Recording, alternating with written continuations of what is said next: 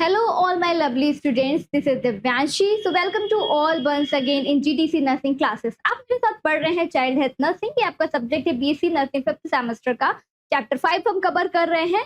इस चैप्टर में आने वाले जितने भी सिस्टम हैं उनमें जो डिसऑर्डर आते हैं, for example respiratory system, GI system and the cardiovascular system, उन सिस्टम में आने वाले जितने भी डिसऑर्डर हैं पहले के वीडियोस में अपलोड कर चुके हैं। अगर आपने वो वीडियोस नहीं देखे तो प्लीज उन वीडियोस को जरूर देखिएगा। आज का हमारा सिस्टम है एंडोक्राइन सिस्टम। एंडोक्राइन सिस्टम में आने वाले जो आपके सिलेबस में मेनली डिसऑर्डर दिए गए हैं, hypothyroidism and juvenile diabetes mellitus, हम इन दोनों टॉपिक को आज के वीडियो में डिस्कस करने वाले हैं। तो इससे पहले एंडोक्राइन सिस्टम में आने वाले जो डिसऑर्डर हैं उनको डिस्कस करें तो हमें सबसे पहले ये पता होना चाहिए एंडोक्राइन सिस्टम का फंक्शन क्या होता है, एंडोक्राइन सिस्टम होता क्या है। ये आपने एनाटॉमी में फर्स्ट सेमेस्टर में पढ़ा होगा, हो सकता है 5th सेमेस्टर में आप आते आते इसको भूल गए हो। तो एज अ रिव्यू हम थोड़ा सा एंडोक्राइन सिस्टम के बारे में जान लेते हैं। मेनली एंडोक्राइन सिस्टम होता क्या है, ये group of network of gland होता है जिसमें बहुत सारे ग्लैंड आते हैं और एक केमिकल सब्सटेंस को रिलीज करते हैं ब्लड स्ट्रीम में, जिसको हार्मोन बोला जाता है। तो दैट ये हार्मोन क्या करते हैं, स्टिमुलेट करते हैं बॉडी के ऑर्गन्स को फंक्शन करने के लिए, और उनमें जो भी रेगुलेशन होता है उन ऑर्गन को रेगुलेशन के लिए भी ये हार्मोन्स हेल्प करते हैं। सो एंडोक्राइन सिस्टम क्या होता है? एंडोक्राइन सिस्टम क्या है? Endocrine system is a network of gland. क्या होता है इसमें? एक से ज्यादा ग्लैंड इन्वॉल्व होते हैं। पिट्यूटरी ग्लैंड हो गया, थायराइड ग्लैंड हो गया, एड्रीनल ग्लैंड हो गया। तो there are a network of gland. बहुत सारे नेटवर्क होते हैं ग्लैंड के जो किसके अंदर आते हैं, एंडोक्राइन सिस्टम के अंदर आते हैं। दैट प्रोड्यूस, अभी ये ग्लैंड करते क्या है, ग्लैंड का काम होता है प्रोड्यूस करना, regulate hormone in the body and the regulation maintain करना बॉडी के अंदर हार्मोन्स का। और क्या प्रोड्यूस करते हैं, ये एक ऐसे सब्सटेंस को, ऐसे केमिकल सब्सटेंस को प्रोड्यूस करते हैं जिसको हम क्या कहते हैं, केमिकल सब्सटेंस कहलाता है हार्मोन्स। किसके अंदर, बॉडी के अंदर। Hormones are the chemical messenger. Hormones mainly होते क्या है, ये केमिकल मैसेंजर यानी कि केमिकल सब्सटेंस होते हैं that help control various body function. जिनका काम क्या होता है, मेनली जो हार्मोन्स होते हैं ये बॉडी के फंक्शन को रेगुलेट करते हैं। इसी के साथ ही साथ उनको मेंटेन करने का भी काम ये हार्मोन्स करते हैं। ग्रोथ एंड डेवलपमेंट के लिए भी हार्मोन्स रिस्पॉन्सिबल होते हैं। नेक्स्ट है मेन एंडोक्राइन ग्लैंड। अभी मेन एंडोक्राइन ग्लैंड के बारे में बात कर लेते हैं। डिटेल में आपने ये एनाटॉमी में पढ़ा होगा। एंडोक्राइन सिस्टम जो आपका चैप्टर है उसमें डिटेल में आपने जितने भी ग्लैंड आते हैं वो कौन कौन से हार्मोन्स रिलीज करते हैं, क्या क्या उनका फंक्शन है, क्या क्या उनका काम है करने का, किस तरीके से बॉडी के फंक्शन को मेंटेन करते हैं, सारा आपने डिटेल में पढ़ा होगा। हम जस्ट यहाँ पे ओवरव्यू ले रहे हैं। Pituitary gland. अभी पिट्यूटरी ग्लैंड ये कहाँ सिचुएटेड होता है, ब्रेन के बेस में सिचुएटेड होता है, जिसके थ्रू एंडोक्राइन सिस्टम है, एंडोक्राइन जो ग्लैंड है, एंडोक्राइन सिस्टम में आने वाले जो हार्मोन्स हैं उनको ये रेगुलेट करता है। थायराइड ग्लैंड कहाँ लोकेटेड होता है, ये नेक रीजन में लोकेटेड होता है, जिसका काम क्या होता है, थायरोक्सिन यानी कि T3 T4 हार्मोन्स को रिलीज करना। इसी के साथ साथ का काम होता है ग्रोथ एंड डेवलपमेंट को रेगुलेट करना।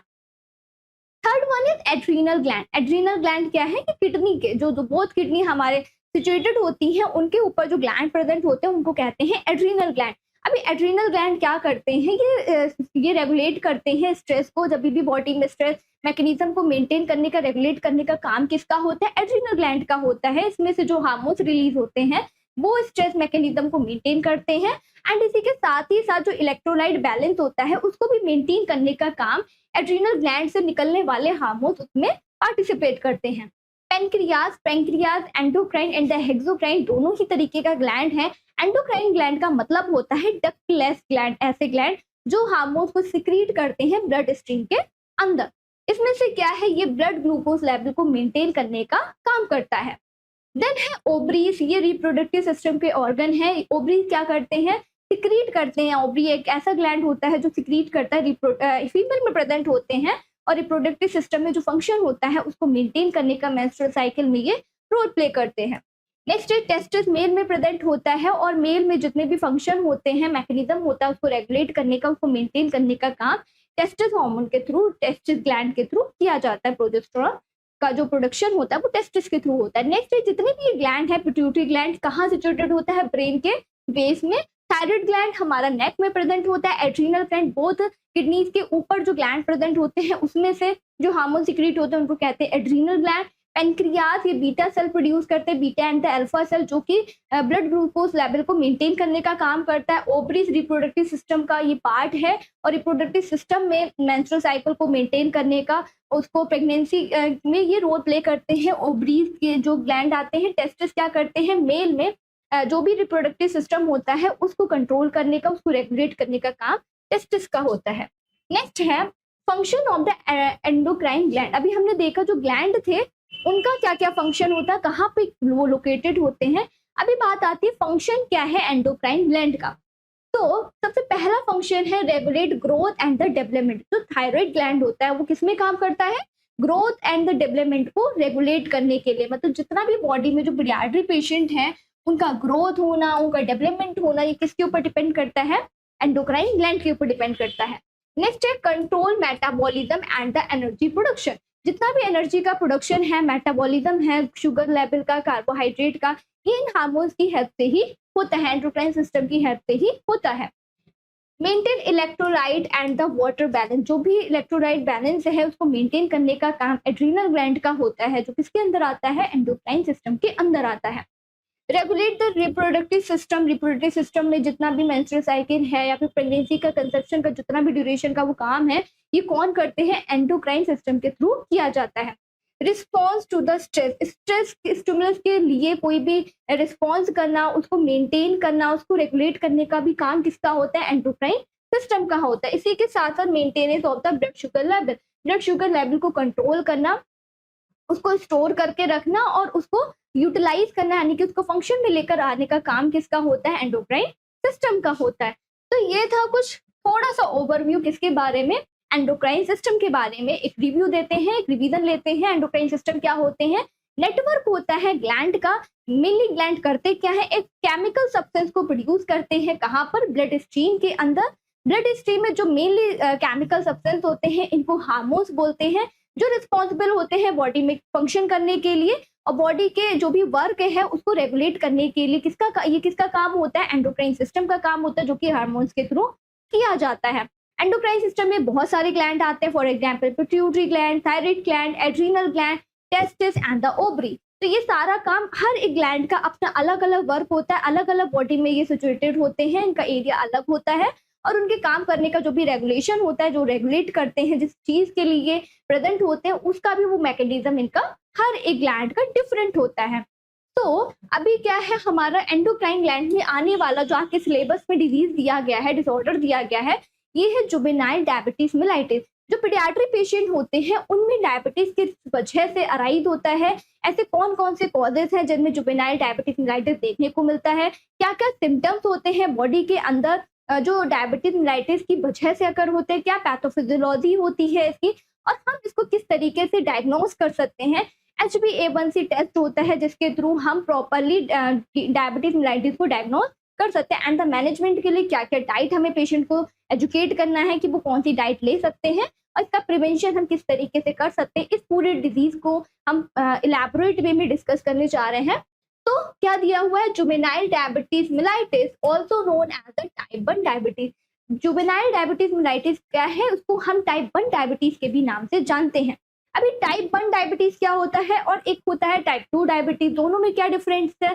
टाइप 1 डायबिटीज क्यों कॉज होता है, ऑटो इम्यून डिसऑर्डर की वजह से। अभी ऑटो इम्यून डिसऑर्डर क्या होते हैं, बॉडी के जो खुद का इम्यून सिस्टम होता है वो बॉडी की over activity of the immune system, हम ऐसे करके बोल सकते हैं कि बॉडी का जो इम्यून सिस्टम है वो ज्यादा हाई पावर में, हाई रेस में काम कर रहा है, जिसके थ्रू क्या कर रहा है, जो गुड सेल है उनको भी वो डिस्ट्रॉय कर दे रहा है। तो ये क्या कहलाता है, ऑटो इम्यून डिजीज कहलाता है। तो टाइप 1 में क्या होता है, जो बॉडी के खुद के सेल होते हैं वो इंसुलिन को डिस्ट्रॉय करते हैं, जिसकी वजह से इंसुलिन डेफिशिएंसी होती है। और इंसुलिन का काम क्या होता है, ब्लड शुगर लेवल को, बॉडी में ब्लड शुगर लेवल को मेंटेन करने का काम होता है। अभी इंसुलिन क्या हो रहा है, डिस्ट्रॉय हो रहा है, बॉडी के खुद के सेल इंसुलिन को डिस्ट्रॉय कर रहे हैं, जिस वजह से इंसुलिन की डेफिशिएंसी हो रही है। तो दैट क्या कॉज होगा, डायबिटीज मेलाइटिस, यानी कि पेशेंट डायबिटिक हो जाएगा। और टाइप 2 डायबिटीज क्या होता है, टाइप 2 डायबिटीज ऐसी कंडीशन होती है जो लेटर ऑन लाइफ में अकर होती है और किसी भी वजह से ये अराइज हो सकती है, during the time of the pregnancy mother में होता है। और टाइप 1 क्या है, ये ऑटो इम्यून डिजीज की वजह से होता है। और टाइप 2 डायबिटीज किसी भी एनवायरमेंटल फैक्टर की वजह से कॉज होता है। तो diabetes mellitus T1 diabetes mellitus chronic auto immune disease. ये कैसा है डिजीज है? क्रॉनिक ऑटो इम्यून डिजीज है। ऑटो इम्यून मतलब ऐसे बॉडी के सेल जो गुड सेल को क्या करते हैं, डिस्ट्रॉय कर देते हैं। क्रॉनिक मतलब कंडीशन बहुत ही ज्यादा सीवियर है, लॉन्ग लास्टिक है, characterized by the destruction of the pancreatic beta cell. अभी पैनक्रियाटिक बीटा सेल क्या करते हैं, प्रोड्यूस करते हैं इंसुलिन को। तो ये ऑटो इम्यून जो डिजीज है ये क्या कर रहे हैं, बॉडी के इम्यून सिस्टम डिस्ट्रॉय कर दे रहे हैं। किसको? बीटा सेल को, जो कहाँ से सिक्रीट होते हैं, पैनक्रियास से सिक्रीट होते हैं, उसको ये किल कर देते हैं। जिस वजह से क्या होता है, that will lead to the insulin deficiency, जिस वजह से बॉडी में इंसुलिन की डेफिशिएंसी होने लगती है। एंड हाइपरग्लाइसीमिया, और हाइपरग्लाइसीमिया यानी कि ब्लड शुगर लेवल जो है बॉडी के अंदर वो इंक्रीज हो जाता है, जिस वजह से बहुत सारे साइन और सिम्टम, ब्लड वीजन होगा, ठीक है, और बार बार फ्रिक्वेंट यूरिनेशन होगा पेशेंट की बॉडी में, हेडेक होगा, हार्ट फेलियर भी हो सकता है क्योंकि हार्ट पे भी अटैक करता है, इसी के साथ साथ किडनी पे भी ये अफेक्ट करता है। तो ये कैसी कंडीशन है, क्रॉनिक कंडीशन है, सीवियर कंडीशन है। तो हमें क्या करना है, डायबिटीज मेलाइटिस को कंट्रोल में लेना है, स्पेशली पीडियाट्रिक पेशेंट के अंदर। नेक्स्ट है diabetes mellitus is the chronic metabolic disorder. ये किसके अंदर आता है, मेटाबॉलिक डिसऑर्डर के अंदर आता है। Characterized by the persistently high blood glucose level, hyperglycemia resulting from the either insufficient insulin production or the body's inability to effectively use the insulin it produce। ये क्या होता है, दूसरी अगर लैंग्वेज में हम इस डेफिनेशन को समझें सिंपल वे में, इसमें क्या होता है, डायबिटीज मेलाइटिस एक क्रॉनिक मेटाबॉलिक कंडीशन है, मेटाबॉलिक डिसऑर्डर होता है जिसमें जो बॉडी में ब्लड ग्लूकोज लेवल है वो इम्पेयर्ड हो जाता है। मेनली इंसुलिन की इनसफिशिएंसी की वजह से ऐसा होता है, जिसमें हाइपरग्लाइसीमिया जैसी कंडीशन देखने को मिलेगी। और होता क्या है, बॉडी की इनएबिलिटी होती है, वो इफेक्टिवली इंसुलिन को प्रोड्यूस नहीं कर पाते। अगर प्रोड्यूस भी हो रहा है तो वो अच्छे से काम नहीं कर पा रहा, इनफ अमाउंट में प्रोड्यूस नहीं होता है। नेक्स्ट है इंसिडेंस। अभी ये क्या, जुवेनाइल डायबिटीज मेलाइटिस है तो ये बहुत ही ज्यादा रेट में जो पीडियाट्रिक पॉपुलेशन है उसमें देखने को मिलता है। The incidence of the juvenile diabetes mellitus varies globally with an estimate 98,000 new case diagnosed annually in children under 15 year. जो 15 ईयर ऑफ चिल्ड्रन होते हैं उनमें मेनली कॉज किसका होता है, जुवेनाइल डायबिटीज मेलाइटिस देखने को मिलता है। वो कितना है, 98,000 न्यू केसेस हमें पर ईयर देखने को मिलते हैं उन एज ग्रुप ऑफ पीपल के अंदर, उन एज ग्रुप ऑफ चिल्ड्रन के ऊपर जिनका एज कितना है, 15 ईयर ओल्ड जो बच्चे हैं उनके अंदर देखने को मिलता है। नेक्स्ट टाइप, इसके टाइप्स क्या होते हैं, टाइप 1 टाइप 2 तो वो अलग ही है, लेकिन टाइप 1 में आता है टाइप 1 डायबिटीज मेलाइटिस में आता है type 1A and the type 1B। Type 1A में क्या होता है, ये ऑटो इम्यून डिसऑर्डर है, बॉडी के खुद के सेल क्या कर रहे हैं, बॉडी के गुड सेल को यानी कि इंसुलिन के जो सेल का प्रोडक्शन होता है बीटा सेल को वो किल कर रहे हैं। So there are the several subtype of the juvenile diabetes mellitus including type 1A। इसमें क्या होता है, auto immune mediated destruction of the beta cell. Auto immune disease की वजह से जो बॉडी के बीटा सेल, पेनक्रियास जो बीटा सेल सिक्रीट करते हैं वो डिस्ट्रॉय हो जाते हैं, जिस वजह से इंसुलिन का प्रोडक्शन नहीं हो पाता, और अगर होता भी है तो इनफ अमाउंट में नहीं होता, जिस वजह से बॉडी में ब्लड ग्लूकोज लेवल इम्पेयरमेंट हो जाता है। नेक्स्ट है इडियोपैथिक। ये कैसा कॉज है, इडियोपैथिक का मतलब होता है अननोन। टाइप 1 में तो पता है कि ये ऑटो इम्यून डिसऑर्डर की वजह से हो रहा है, बट टाइप 1B में क्या है, इडियोपैथिक है, इसकी कॉज हमें नहीं पता। Non auto immune mediated destruction of the beta cell. Beta cell तो डिस्ट्रॉय हो रहे हैं बट ऑटो इम्यून कंडीशन की वजह से नहीं, किसी नॉन ऑटो इम्यून कंडीशन की वजह से। कोई इन्वायरमेंटल फैक्टर्स हो सकते हैं, लेटर ऑन लाइफ में कोई भी कंडीशन अराइज हो सकती है, जेनेटिक फैक्टर हो सकते हैं, जिस वजह से टाइप 1B डायबिटीज कॉज होता है। अच्छा, टाइप 1 जो डायबिटीज होता है उसमें क्या है, इंसुलिन का प्रोडक्शन हो रहा है बट इनफ अमाउंट में नहीं हो रहा। और टाइप बी में क्या होता है कि जो इंसुलिन का प्रोडक्शन है वो पूरी तरीके से स्टॉप हो जाता है, बॉडी मतलब पेनक्रियास की जो सेल होती है वो इंसुलिन को प्रोड्यूस ही नहीं कर पाती। लेकिन टाइप 1 में स्मॉल अमाउंट में इंसुलिन का प्रोडक्शन तो हो रहा होता है बट इंसुलिन की डेफिशिएंसी होती है, जिस वजह से जो भी शुगर का मेटाबॉलिज्म है वो अच्छे से नहीं हो पाता। कॉजेस क्या है इसके, मेनली कॉजेस क्या है, ऑटो इम्यून डिसऑर्डर की वजह से होता है।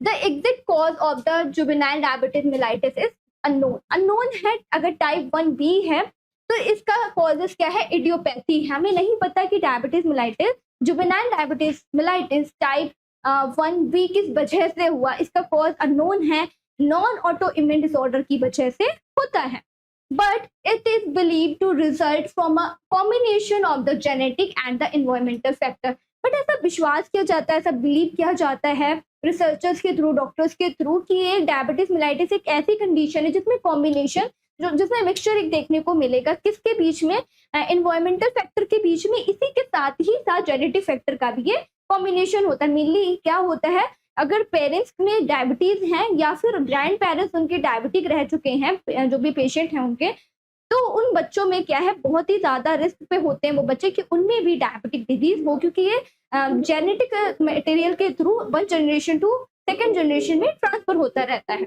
जेनेटिक प्रीडिस्पोजिशन, वही वह फैमिली में अगर किसी को भी डायबिटिक रहा है तो जो हमारे पेशेंट है, पीडियाट्रिक पेशेंट है, उनमें भी बहुत ज्यादा चांसेस होते हैं डायबिटीज होने के। Auto immune response, auto immune condition की वजह से बॉडी के जो खुद के सेल हैं वो पेनक्रियाटिक यानी कि बीटा सेल को डिस्ट्रॉय कर रहे हैं, जिस वजह से इंसुलिन का प्रॉपर अमाउंट में प्रोडक्शन नहीं हो पा रहा। वायरल इन्फेक्शन एनवायरमेंटल कंडीशन के ही अंदर आते हैं। वायरल इन्फेक्शन, कोई भी वायरल है, वायरल डिजीज कंडीशन ऐसी है, इन्फेक्शन को कॉज कर रहे हैं बॉडी के अंदर, जिस वजह से बॉडी क्या कर रही है, इंसुलिन का प्रोडक्शन इनफ अमाउंट में नहीं हो पा रहा।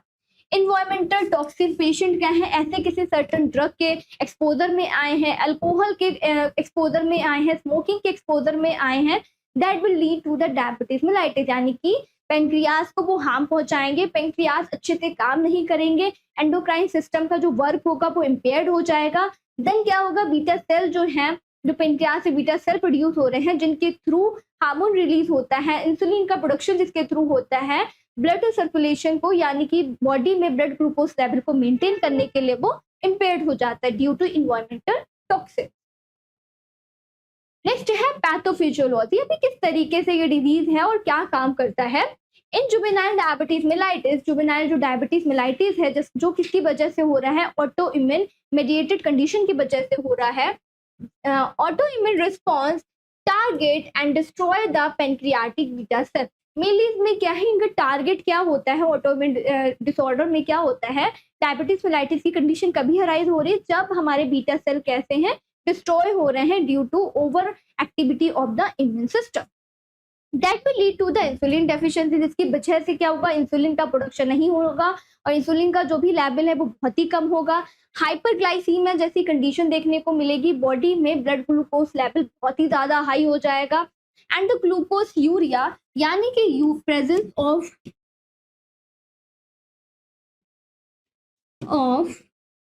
Glucose in urine.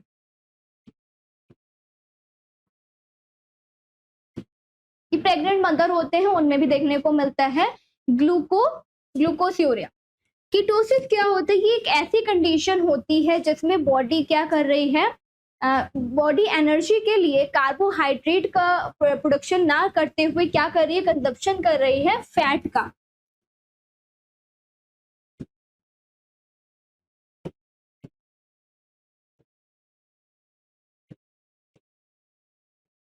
For fuel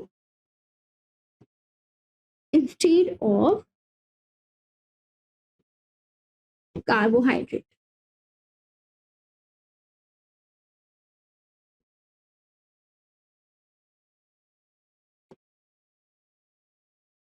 ketones का प्रोडक्शन बहुत ज्यादा होने लगेगा। कीटोसिस एक ऐसी कंडीशन होती है जो बॉडी के सेल्स क्या कर रहे हैं, फ्यूल के लिए, एनर्जी के लिए डिस्ट्रॉय कर रहे हैं फैट को, जो फैट डिपोजिशन है उसका यूटिलाइज कर रहे हैं इंस्टीड ऑफ कार्बोहाइड्रेट। किसका यूज करना चाहिए, बॉडी में एनर्जी के लिए कार्बोहाइड्रेट का नॉर्मली यूज करना चाहिए, बट डायबिटीज मेलाइटिस की वजह से एक ऐसी कंडीशन अराइज होती है जिसमें बॉडी के सेल्स क्या है, फैट जो डिपॉजिट है उसका यूटिलाइज करें इंस्टीड ऑफ कार्बोहाइड्रेट।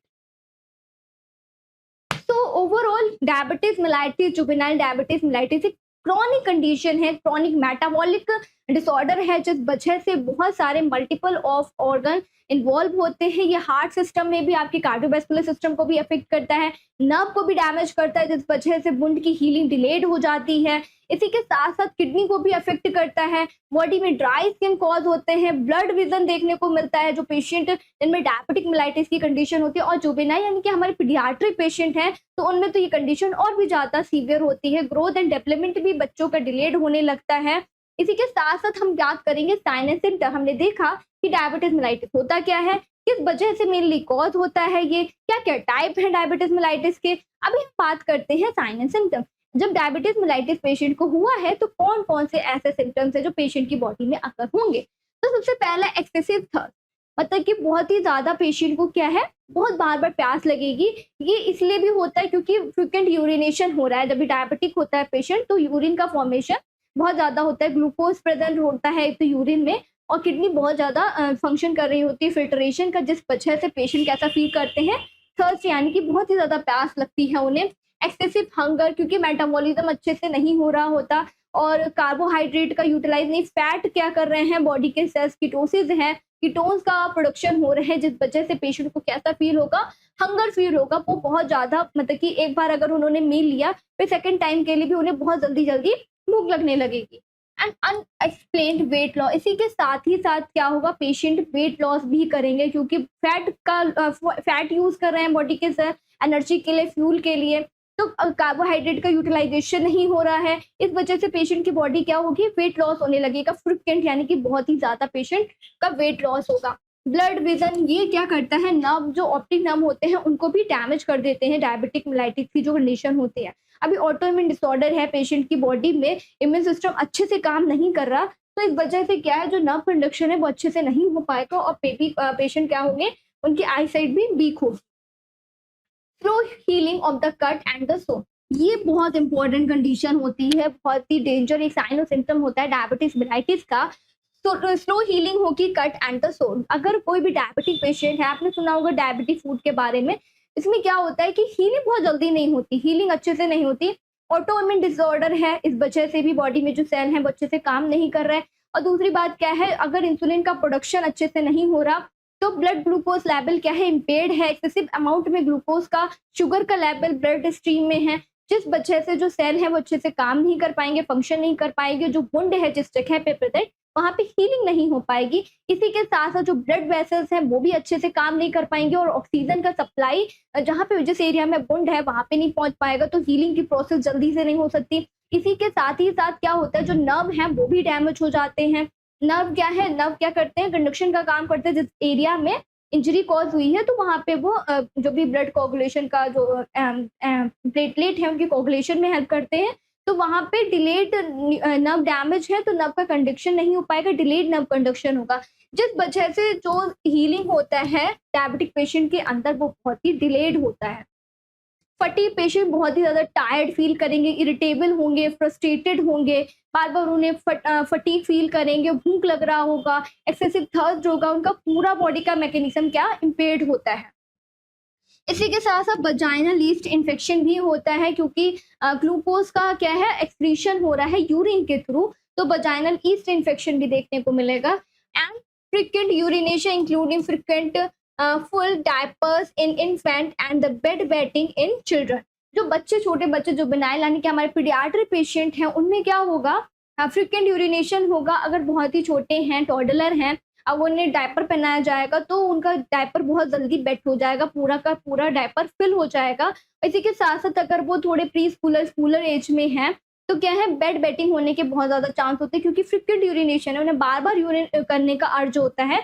इसलिए क्या है, ये वाला कंडीशन साइन और सिम्टम बहुत ही सीरियस होता है। इसी के साथ साथ इन्फेक्शन भी बॉडी में होगा तो मल्टीपल ऑफ ऑर्गन इन्वॉल्व होते हैं। पेशेंट को हार्ट डिजीज जैसी कंडीशन भी हो सकती है, किडनी में भी ये प्रॉब्लम को क्रिएट करता है क्योंकि किडनी क्या करेगी, ग्लूकोज जो है अच्छे से मेटाबॉलिज्म नहीं हो पा रहा तो रीअब्जॉर्प्शन किडनी के थ्रू ग्लूकोज का होता है। नेक्स्ट हम देखेंगे डायग्नोस्टिक इवैल्यूएशन। अभी हमने देखा डायबिटीज होता क्या है, डायबिटीज किस वजह से कॉज होगा, क्या क्या टाइप्स हैं डायबिटीज के, टाइप 1A और टाइप 1B के बारे में हमने डिस्कस करा था। और देखा था इसी के साथ ही साथ हमने कि इंसिडेंस रेट कितना कॉज होता है, जो 15 ईयर ऑफ हमारा पीडियाट्रिक पॉपुलेशन है उनमें कितना कॉज करेगा। 48,000 जो पेशेंट होते हैं वो अफेक्टेड होते हैं डायबिटिक मेलाइटिस से। इसी के साथ साथ अब हम बात करने जा रहे हैं डायग्नोसिस। अभी पेशेंट के अंदर जो चीफ कंप्लेंट के साथ में पेशेंट हमारे पास आते हैं कि उनको क्या है, बहुत ही ज़्यादा फ्रिक्वेंट यूरिनेशन हो रहा है, एक्सेसिव थर्स्ट है, उन्हें बहुत ही ज़्यादा प्यास लग रही है, फटीग है, वेट बहुत लॉस हो रहा है, भूख बहुत ज़्यादा लग रही है पेशेंट को, एंड जो भी अगर इंजरी हो रही है, ट्रॉमा हो रहा है तो वो हीलिंग में बहुत डिलेड हो रहे हैं। तो ये सारे साइन और सिम्टम्स को ध्यान में रखते हुए डॉक्टर क्या करते हैं, डायग्नोस्टिक इवैल्यूएशन को मेट करेंगे, हिस्ट्री कलेक्शन को लेते हैं पेशेंट से, जो उनका पास्ट हिस्ट्री है वो कलेक्ट करेंगे एंड द प्रेजेंट हिस्ट्री इसी के साथ ही साथ जो उनका चीफ कंप्लेंट होगा उसको गैदर करते हैं। अभी डायबिटिक मेलाइटिस क्या है, ऑटोइम्यून डिसऑर्डर की वजह से हुआ है, और मेनली कॉम्बिनेशन हमने कॉजेस में देखा था, ये कॉम्बिनेशन होता है जेनेटिक कॉज की वजह से भी और इन्वायरमेंटल फैक्टर्स की भी वजह से डायबिटिक मेलाइटिस कॉज होता है। तो पेशेंट है अगर हमारा प्री स्कूलर स्कूलर एज के अगर बच्चे हैं तो हम उनसे डायरेक्ट डाटा कलेक्ट कर सकते हैं। अगर वो बहुत ही ज़्यादा छोटे हैं तो हम उनके पेरेंट्स से कलेक्ट करेंगे डाटा, ये पूछेंगे कि उनकी फैमिली में किसी को डायबिटीज तो नहीं हुआ है, क्योंकि ये जेनेटिक है, फैमिली मेंबर को अगर हुआ होगा तो बहुत ही ज़्यादा चांसेस हैं कि बच्चे के भी अंदर डायबिटीज मेलाइटिस हो या फिर पेशेंट डायबिटिक हो। तो क्या करना है, हमें पेशेंट से, पेशेंट की मदर से जो भी हिस्ट्री है पेशेंट का उनकी फैमिली के रिगार्डिंग वो पूछेंगे, ड्रग कंजम्पशन के बारे में पूछेंगे, किसी इन्वायरमेंटल टॉक्सिन के एक्सपोजर में तो पेशेंट नहीं आया during the time of the pregnancy, mother तो कोई हार्मफुल इफेक्ट या फिर उनको तो कोई क्रोमोसोमल अबनॉर्मलिटी पहले जो उनके बेबी डिलीवर हुए उनमें तो नहीं रही है। इसी के साथ साथ हम फिजिकल एग्जामिनेशन भी मेड करते हैं, हेड टू टू पेशेंट को पूरा एवेलुएट करेंगे, उनके हार्ट कंडक्शन को देखेंगे, हार्ट की फंक्शनिंग को देखेंगे, नर्वस सिस्टम को देखेंगे, आई टेस्ट यानी कि विजन फोन का चेक करेंगे। इसी के साथ ही साथ क्या है, इंसुलिन का अभी जो लेवल है वो इम्पेयर्ड हो रहा है, इंसुलिन डिस्ट्रॉय हो रहा है, बीटा सेल अच्छे से इंसुलिन का प्रोडक्शन नहीं कर पा रहे हैं, जिस वजह से बॉडी में ब्लड ग्लूकोज लेवल इम्पेयर्ड हो रहा है। तो बहुत सारे टेस्ट हैं, 3-4 टेस्ट हम इसमें परफॉर्म करते हैं ग्लूकोज लेवल को चेक करने के लिए। इसी के साथ हम पहले टेस्ट की बात करते हैं, fasting blood glucose test FBG। इसका नॉर्मल वैल्यू आप याद रखिएगा, अगर आप हॉस्पिटल सेटिंग में भी जाएंगे तो पूछा जाता है। और इसी के साथ साथ क्या है, फास्टिंग ब्लड ग्लूकोज लेवल बहुत ही कॉमन टेस्ट है डायबिटीज को टेस्ट करने के लिए। पर्पस क्या होता है मेनली टेस्ट का, measure blood glucose level after an overnight fast 8 to 12 hour. Patient हमारा कैसा होना चाहिए, फास्टिंग ग्लूकोज लेवल है, फास्टिंग का मतलब ही होता है पेशेंट कैसा होना चाहिए, फास्टिंग पे होना चाहिए। टाइम ड्यूरेशन क्या है फास्टिंग का, पेशेंट ने कुछ भी नहीं खाया हो, कितने टाइम तक, 8 to 12 आवर्स तक, मतलब ये टाइम ड्यूरेशन, ये गैप होना चाहिए जब भी उन्होंने मील इनटेक करा हो, ओवरनाइट वो क्या कैसे हो, फास्टिंग पे हो, तब उनका मॉर्निंग में हम ब्लड ग्लूकोज मतलब कि लेवल को चेक करते हैं ब्लड टेस्ट के थ्रू। प्रोसीजर क्या करते हैं, मेनली कुछ नहीं है, ब्लड ग्लूकोज टेस्ट किया जाता है। Normally blood sample is taken after the fasting, fasting का 8 to 12 आवर हमारे पेशेंट क्या है फास्टिंग पे है, उसके बाद में हम उनका ब्लड सैंपल कलेक्ट करते हैं।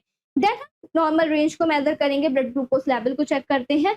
नॉर्मल रेंज कितना है, अगर 100 mg पर DL है तो ये इट मीन्स जो टेस्ट है हमारा वो नॉर्मल है, पेशेंट डायबिटिक नहीं है। बट इन अदर केसेस अब नॉर्मल रिजल्ट हम कैसे डायग्नोज करेंगे, अब नॉर्मल रिजल्ट कंसीडर करता है 126 mg पर डेसीलीटर, यानी कि जो हमारा डायबिटिक पेशेंट है उनमें जो टेस्ट का जो इन्वेस्टिगेशन हमने मेड करा उसके थ्रू जो रिजल्ट आता है वो कितना है, 126 mg पर डेसीलीटर। तो इसका मतलब ये इंडिकेट क्या करेगा, पेशेंट कैसा है, डायबिटिक पेशेंट है। मतलब 100 mg पर डेसीलीटर से अगर पेशेंट का ब्लड ग्लूकोज लेवल उससे ज़्यादा आता है, दैट विल इंडिकेट कि पेशेंट कैसे हैं, हमारे डायबिटिक पेशेंट है। तो फास्टिंग ब्लड ग्लूकोज लेवल में क्या करते हैं, पेशेंट फास्ट पे होना चाहिए, ओवरनाइट फास्टिंग 8 to 12 आवर्स का गैप होना चाहिए जब भी उन्होंने फर्स्ट मील लिया हो। नॉर्मली इसमें क्या करते हैं, सिर्फ और सिर्फ पेशेंट का ब्लड सैंपल लेते हैं, देन उसमें हम इवेलुएट करेंगे ब्लड ग्लूकोज लेवल को और उसमें जो वैल्यू होगी उसको चेक करते हैं कि कितना वैल्यू है। अगर 100 mg पर डेसीलीटर से ज़्यादा है दैट विल इंडिकेट कि पेशेंट कैसे हैं, हमारे डायबिटिक पेशेंट है। नेक्स्ट टेस्ट क्या है हमारा, ओरल ग्लूकोज टॉलरेंस टेस्ट। अभी फास्टिंग था वो तो पेशेंट को फास्ट पे रख रहे थे, ओरल है तो ओरल के नाम से ही क्लियर होना चाहिए कि पेशेंट को ओरल ग्लूकोज यानी कि शुगर वाला जो हमारा सोल्यूशन होता है पेशेंट को ओरली देते हैं। देन देखेंगे कि उसका मेटाबॉलिज्म कितनी देर में हो रहा है, अगर उसमें जो ग्लूकोज का लेवल बहुत ही ज़्यादा है, ब्लड ग्लूकोज का लेवल ज़्यादा है, इट मीन्स कि इंसुलिन का प्रोडक्शन नहीं हो रहा, बीटा सेल डैमेज है, दैट विल इंडिकेट नॉर्मली कि पेशेंट हमारे डायबिटिक है। पर्पस क्या होता है मेनली इसका? वही है, हम डायबिटीज को चेक करें, ब्लड ग्लूकोज लेवल को चेक करने के लिए measure the body's ability to regulate blood glucose level after consuming a sugar drink. एक पेशेंट को शुगर ड्रिंक यानी कि शुगर का सोल्यूशन उसको इनटेक करने के लिए ओरली बोलेंगे।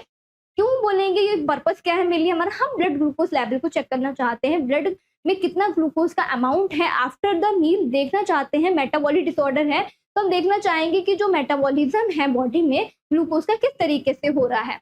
प्रोसीजर में क्या करते हैं? Blood sample is taken after the fasting. Blood sample को कैसे लेंगे? फास्टिंग के ही बाद लेंगे। देन पेशेंट ड्रिंक का शुगर ड्रिंक। पेशेंट हमारा पहले तो फास्टिंग पे होना चाहिए, देन हम उसे शुगर ड्रिंक देंगे पीने के लिए, ओरली वो पिएगा। And blood sample are taken at the 1 to 2 hour interval.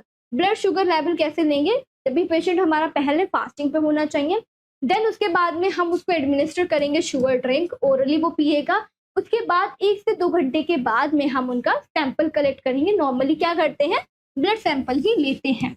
Then reading को चेक करेंगे, रेंज देखेंगे। अगर 140 mg पर डेसीलीटर 2 आवर्स के बाद में पीने के शुगर ड्रिंक लेने के बाद में, शुगर सोल्यूशन ग्लूकोज का सोल्यूशन लेने के बाद में 2 आवर्स के बाद जब हमने चेक करा, डायग्नोस्टिक इवैल्यूएशन करा, ब्लड शुगर लेवल करा, तब उनका कितना आया रेंज निकल के? ब्लड ग्लूकोज लेवल का 140 mg पर डेसीलीटर निकल के आया। तो ये क्या है? हमारा नॉर्मल रेंज है after the consuming sugar solution, sugar drink को लेने के बाद।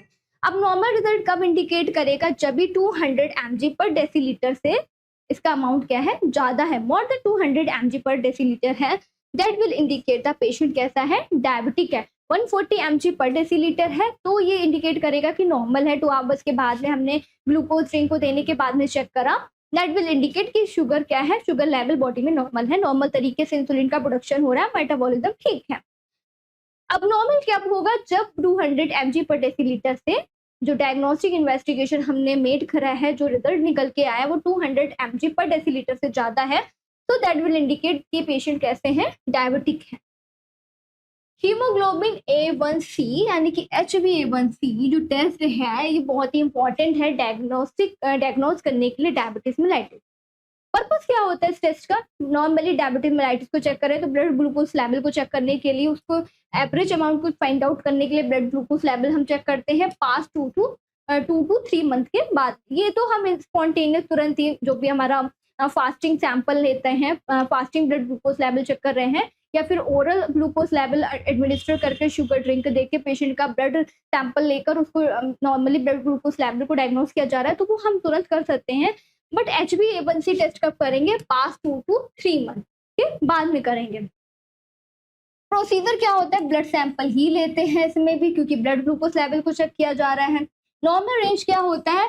5.7%। अगर ब्लड ग्लूकोज लेवल है तो ये नॉर्मल है। अब नॉर्मल रिजल्ट तब होगा 5.7 से 6.4% होगा, तब ये इंडिकेट करेगा कि पेशेंट का को क्या है? डायबिटिक है। इसी के साथ साथ अगर हमारे ये पीडियाट्रिक पेशेंट के लिए अगर थोड़े अडल्ट होते हैं तो उनमें इसका जो लेवल होता है वो 6.5% होता है अडल्ट पेशेंट में।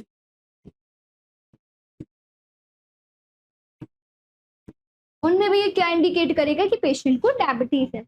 तो that's all about the diagnostic evaluation. हमें हिस्ट्री कलेक्शन लेना है क्योंकि जेनेटिक फैक्टर की वजह से हो रहा है।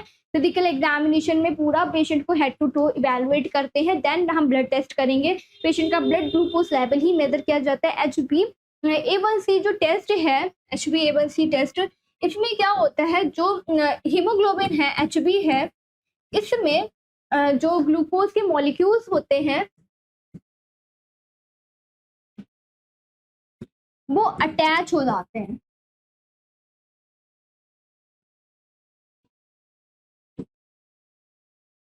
वो अटैच हो जाते हैं Hb, मतलब कि Hb जो हीमोग्लोबिन है रेड ब्लड सेल से,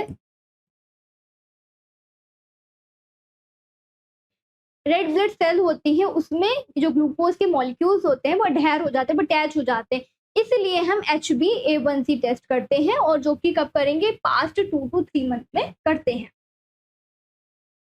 नेक्स्ट है ऑटो एंटीबॉडीज टेस्ट। ओहो, एक टेस्ट तो और रह गया, अभी ऑटो इम्यून कंडीशन की वजह से ये कॉज हो रहा है। तो ऑटो एंटीबॉडीज टेस्ट करते हैं। ऑटो एंटीबॉडीज का टेस्ट इसलिए कर रहे हैं क्योंकि ये क्या कर रहे हैं, अब नॉर्मली वर्क करके इम्यून सिस्टम अब नॉर्मल वे में वर्क कर रहा है, जिससे जो नॉर्मल सेल हैं बॉडी के यानी कि पेनक्रियाटिक जो सेल है बीटा सेल, उनको डिस्ट्रॉय कर रहा है। तो हम ऑटो एंटीबॉडीज को फाइंड आउट करते हैं। पर्पस क्या है इसका, detect the presence of the auto antibodies associated with the type 1 diabetes. ये किससे एसोसिएटेड होता है, टाइप 1 डायबिटीज से एसोसिएटेड है, क्योंकि किस वजह से हो रहा है, ऑटो इम्यून डिसऑर्डर की वजह से। प्रोसीजर क्या है, ब्लड शुगर लेवल ही लेंगे, बट इसमें क्या करेंगे, ऑटो एंटीबॉडीज को ब्लड में चेक करेंगे कि अगर इनका प्रेजेंस है तो कितने अमाउंट में है। रिजल्ट क्या होता है, glutamic acid carboxylase antibodies present in 70 to 80% of the type 1 diabetic patient।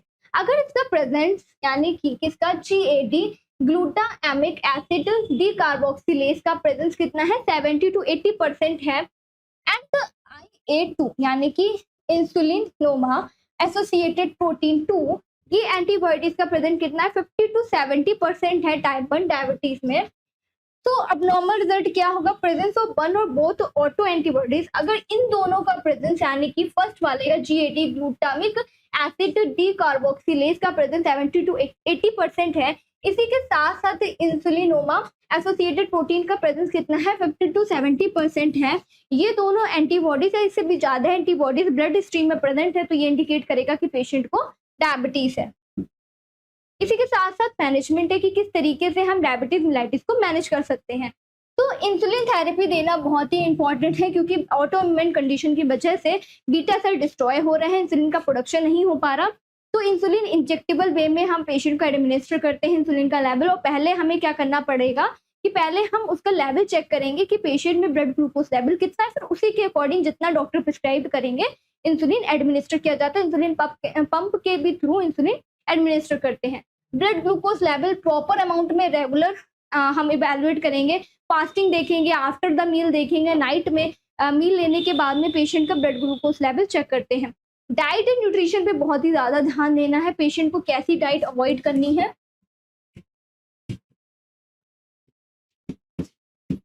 High glucose जो भी रिच डाइट है वो नहीं लेगा। इसी के साथ साथ पेशेंट को बैलेंस्ड डाइट लेने को बोलेंगे, ग्रीन लीफी वेजिटेबल्स वो ले, रिफाइंड डाइट नहीं लेगा, बहुत ही ज्यादा हाई सोडियम डाइट नहीं लेंगे।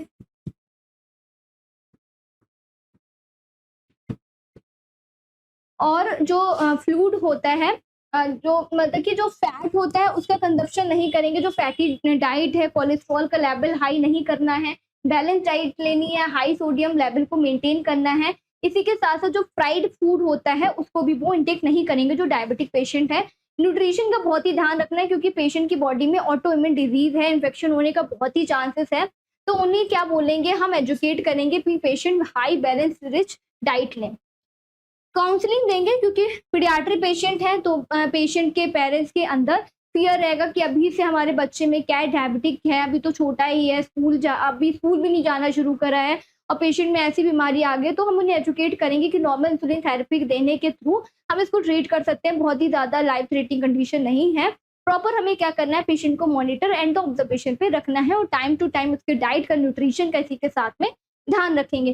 रेगुलर एक्सरसाइज करेंगे बॉडी को मेंटेन करने के लिए and regular follow up with the paediatric andrologist, यानी कि जो पीडियाट्रिक हमारे जो डॉक्टर हैं, अगर पेशेंट को डायबिटिक हुआ है तो उनको बोलेंगे कि टाइम टू टाइम उनके साथ क्या करें, फॉलो अप में बने रहें, जिसके थ्रू जो पेशेंट का ब्लड ग्लूकोज लेवल है वो मेंटेन रहे। So that's all about the condition of the juvenile diabetes mellitus. इसमें हमने पूरा डिस्कस करा कि डायबिटिस मेलाइटिस क्यों होता है, क्या क्या कॉजेज हैं इसके, क्या पेशेंट कौन से रिस्क फैक्टर पे रहते हैं, क्या टाइप है इसके, पैथोफिजियोलॉजी के थ्रू ये किस तरीके से अफेक्ट करता है, डायग्नोस्टिक इवैल्यूएशन में कौन कौन से मेजर टेस्ट हैं जिनको परफॉर्म करके हम डायबिटिक इंश्योर कर सकते हैं कि पेशेंट डायबिटिक है, इसके साथ साथ हम इसको किस तरीके से ट्रीट कर सकते हैं। तो नेक्स्ट कंडीशन है हमारा हाइपोथायराइडिज्म। हाइपोथायराइडिज्म क्या होता है, थायराइड जो ग्लैंड है बॉडी में, एंडोक्राइन ग्लैंड, ये अच्छे से काम नहीं कर रहा, अच्छे से ये TSH जो T3 T4 हार्मोन्स हैं उनको प्रोड्यूस नहीं कर रहा, जो किसके लिए रिस्पॉन्सिबल होता है, ग्रोथ एंड डेवलपमेंट के लिए बॉडी में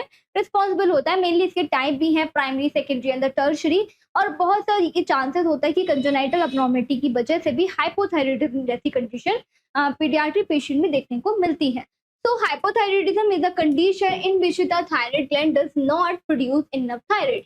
इसमें क्या है, हाइपोथायराइडिज्म यानी कि हाइपो का मतलब क्या होता है, कम होना, प्रोड्यूस क्या है, थायराइड जो हार्मोन होता है थायराइड ग्लैंड के थ्रू प्रॉपर अमाउंट में उसका प्रोडक्शन नहीं हो रहा, which is essential for the growth, development and the metabolism, जिसका मेनली काम क्या होता है, ग्रोथ करना, डेवलपमेंट में हेल्प करना एंड द मेटाबॉलिज्म की प्रोसेस में पार्टिसिपेट करते हैं, उसमें हेल्प करते हैं।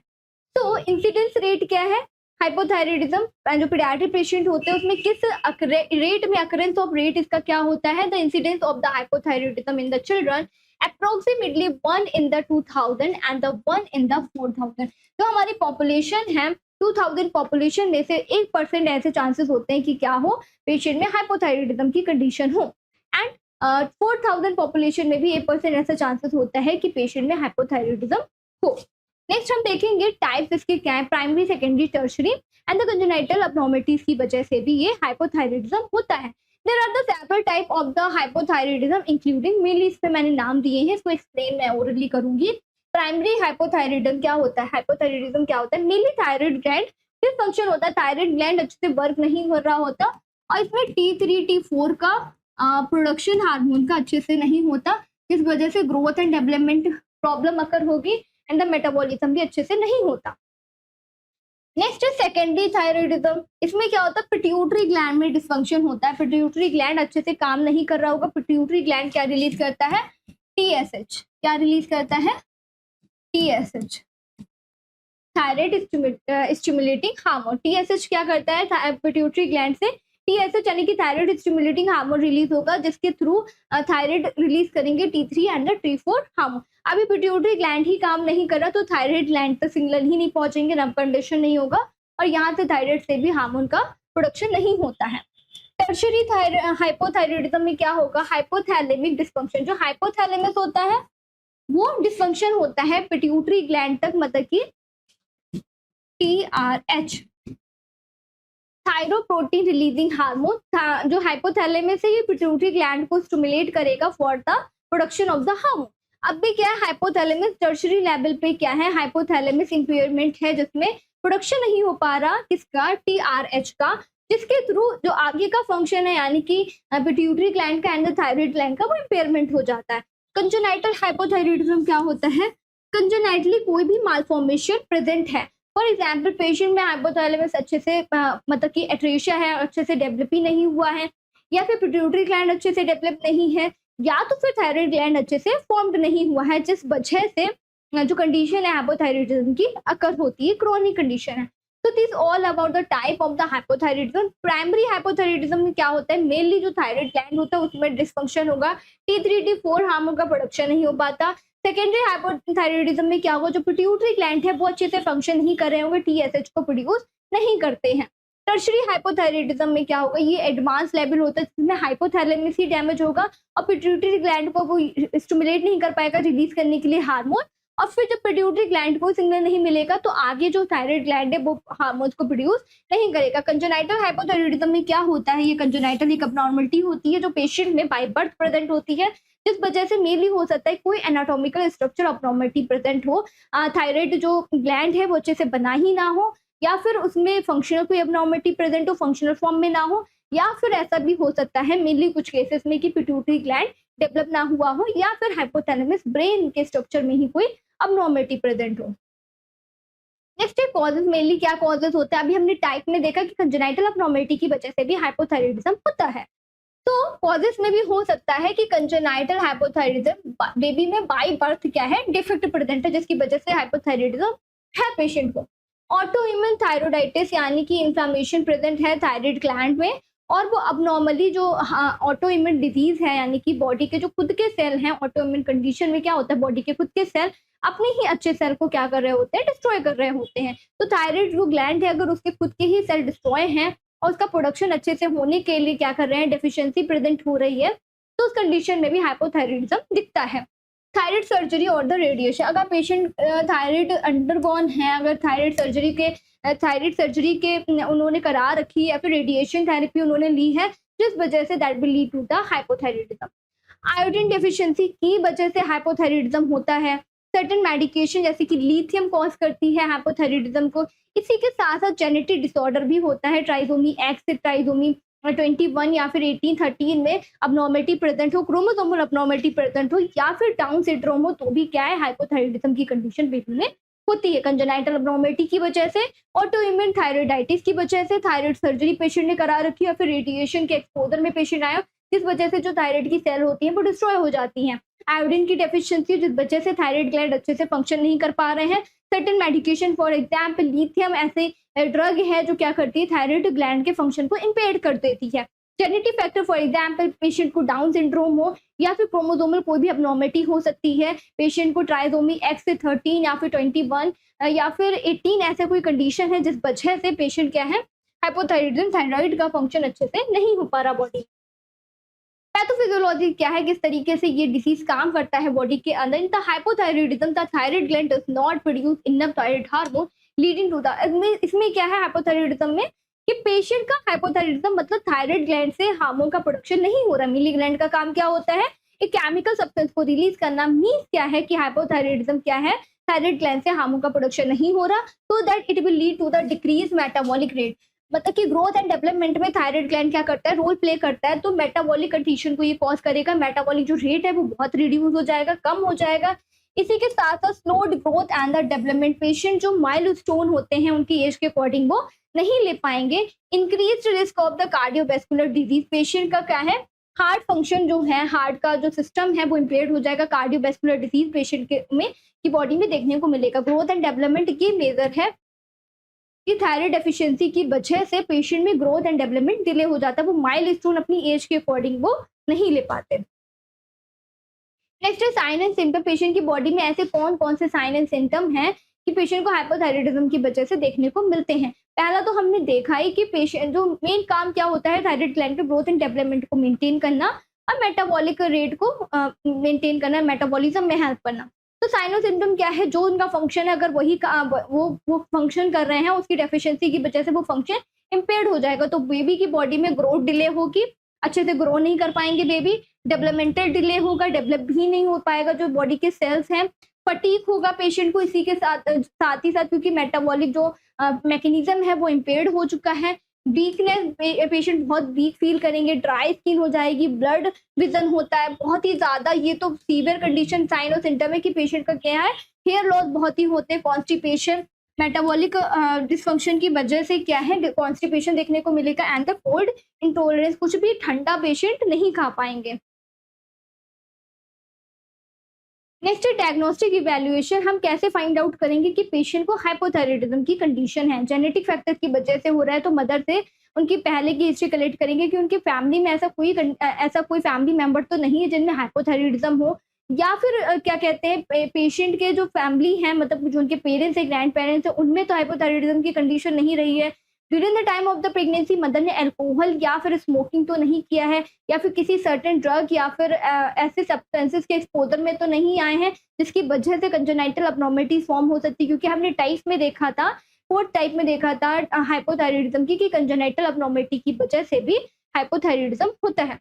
तो लैबोरेटरी टेस्ट परफॉर्म करते हैं, इसमें थायराइड स्टिमुलेटिंग हार्मोन TSH यानी कि पिट्यूटरी ग्लैंड अगर अच्छे से काम नहीं कर रहा, सेकेंडरी हाइपोथायराइडिज्म है पेशेंट को, तो उस कंडीशन के लिए थायराइड स्टिमुलेटिंग हार्मोन को टेस्ट परफॉर्म करते हैं, फ्री थायरोक्सिन करते हैं, अगर थायराइड ग्लैंड में ही कोई प्रॉब्लम प्रेजेंट है तो ये परफॉर्म करेंगे, फ्री ट्राई आयोडो थायरोनाइन यानी कि FT3 टेस्ट परफॉर्म करते हैं, ब्लड टेस्ट ही होता है, एंड द थायराइड एंटीबॉडीज यानी कि जो ऑटो इम्यून कंडीशन है जिस वजह से थायराइड हुआ है, हाइपोथायराइडिज्म की कंडीशन हुई है, तो एंटीबॉडीज को फाइंड आउट करने के लिए कोई कौन सी अबनॉर्मल एंटीबॉडीज ब्लड में पेशेंट के प्रेजेंट है जिस वजह से हाइपोथायराइडिज्म लीड करेंगे, जिस वजह से हाइपोथायराइडिज्म की कंडीशन हो सकती है।